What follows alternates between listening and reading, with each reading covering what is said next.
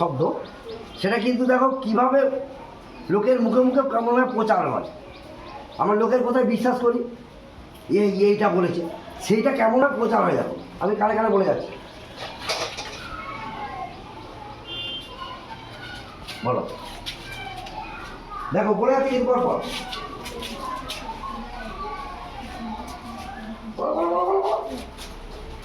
দেখো কি দেখায় শেষ পর্যন্ত। দেখো এইটা হচ্ছে গুজব। বলে যাবো বলে যাবো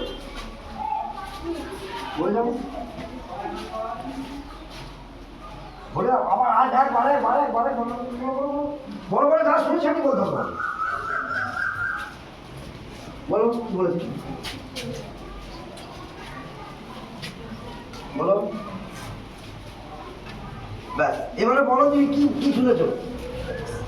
এক্স, তাহলে আমি কি বলেছিলাম, কি বলেছিলাম, সক্রেটিস ভালো মানুষ ছিলেন।